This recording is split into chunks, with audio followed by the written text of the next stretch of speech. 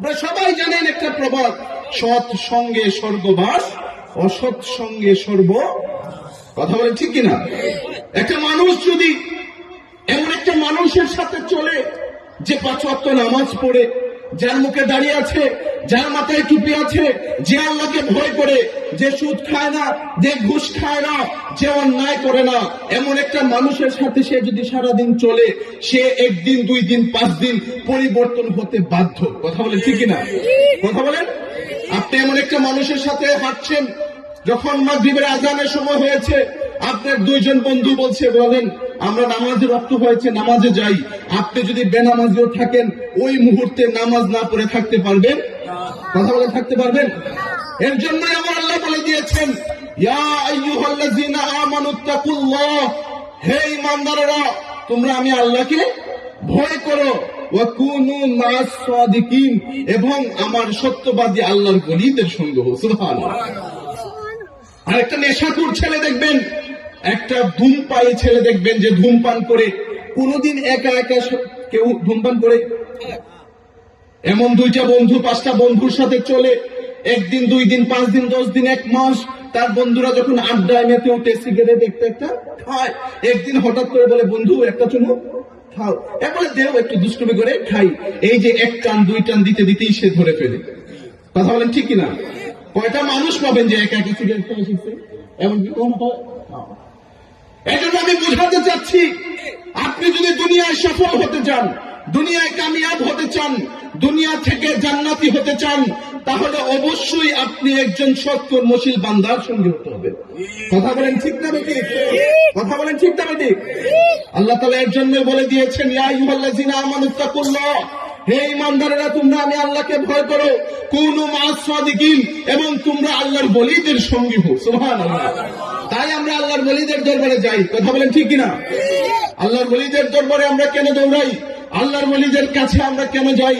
কেন না আল্লাহর ওলীদের কাছে যেতে আল্লাহ বলেছেন। সুবহানাল্লাহ। কিন্তু দুর্ভাগ্যবশত আজকে এই দুনিয়াতে আমাদের মতো দাড়িওয়ালা, টুপিওয়ালা, পাঞ্জাবিওয়ালা একদল বের হয়ে গিয়েছে, যারা বলে যে আল্লাহর ওলীর দরবারে যাওয়া যাবে। কথা বলেন, বলে কি বলে না? আল্লাহর নবীর দরবারে যেতে নিষেধ করে। আপনি অবাক হয়ে যাবেন, আল্লাহর রাসূলের উম্মত দাবিদার, আল্লাহর রাসূলের উম্মত দাবিদার, আল্লাহর রাসূলের শাফাআতকে অস্বীকার করে। নাউযুবিল্লাহ। এমনকি তারা এই কথা বলতে কার্পণ্য করে না যে তোমরা যে হজ করতে যাও মক্কায়, হজ করবা মক্কায়, জিয়ারত করার জন্য মদিনা যাওয়ার দরকার নাই। যদি যাও তোমরা মসজিদে নববীতে যাবা, আল্লাহর রাসূলের রওজায় যাবা। কথা বলেন, বলে কি বলে না? এখন যারা আধুনিক যুগের আহলে হাদিস বের হয়েছে, তারা আজকে সরল মারা মুসলমানদেরকে তাদের সবথেকে বড় সম্পদ ঈমানের দৌলতকে কেড়ে নিতে চায়। কথা বলেন ঠিক না বেটি?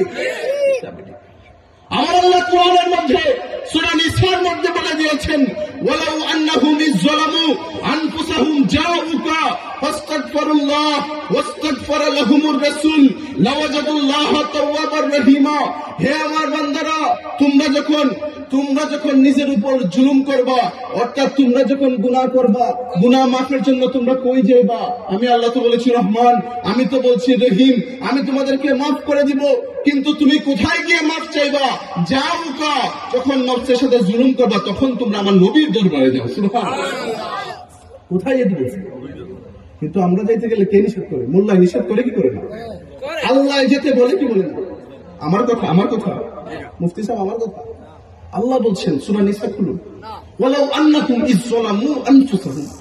এখন যদি আপনি বলেন এই আয়াত সাহাবীর শানে নাযিল হয়েছে, আচ্ছা এখন কি সব আমরা আল্লাহর ওলী হয়ে গেছে, গুনাহ ছেড়ে দিয়েছি নাকি? এখন আমরা গুনাহ করি? এখন গুনাহ করলে আমরা কোথায় যাব? এই আয়াতকে রহিত হয়ে গিয়েছে না। আল্লাহ যেহেতু কুরআন নাযিল করেছেন, কুরআনের মধ্যে আয়াত দিয়েছেন এবং বলে দিয়েছেন, ওয়ালাউ আন্নাহুম, যখনই তোমরা ইযলামু, নিজের উপর জুলুম করবা, গুনাহ করবা, জাউকা, তোমরা আমার নবীর কাছে যাবা, গিয়ে ফাস্তাগফিরুল্লাহ, আমি আল্লাহর কাছে তওবা করবা, ওয়াস্তাগফারা লাহুমুর রাসূল, তোমার এই তওবার পক্ষে আমার রাসূল যদি আমার কাছে সুপারিশ করেন, লাওয়াজাদুল্লাহা তাওয়াবার রহিমা, তাহলেই কেবল তোমরা আমি আল্লাহকে তওবা কবুলকারী হিসেবে পাবে। সুবহানাল্লাহ। কারি পাবে? তবে কবুলকারী সে বলে। কিন্তু আজকে আমরা যখন আল্লাহ নবীর রোজা জিয়ারতের উদ্দেশ্যে যাই, তারা আমাদেরকে হাদিসের অপব্যাখ্যা করে আমাদেরকে বোঝাতে চায় যে আল্লাহ রাসূল বলে দিয়েছেন লা তাশুদ্দু রিহাল ইল্লা ইলা সালাসাতা মাসাজিদা। আল্লাহ রাসূল বলেছেন 3 মসজিদ ব্যতীত অন্য কোন মসজিদে অধিক সওয়াবের আশায় যাওয়া যাবে।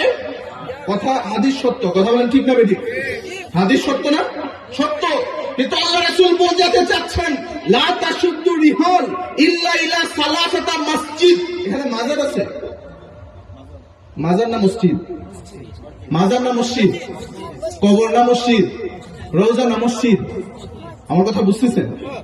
আল্লাহ রাসূল বলেন লা তাশুদ্দু রিহাল, তোমরা সফর করো না ইল্লা ইলা সালাসাতা মসজিদ, 3 মসজিদ ব্যতীত অন্য কোন মসজিদে অধিক সওয়াবের আশায় সফর কইরো।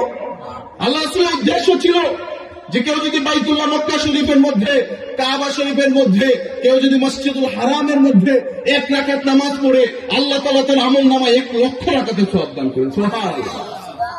কেউ যদি মসজিদে নববীতে 1 রাকাত নামাজ পড়ে আল্লাহ তাআলা তার আমলনামায় 50,000 রাকাতের সওয়াব দান করেন। সুবহানাল্লাহ।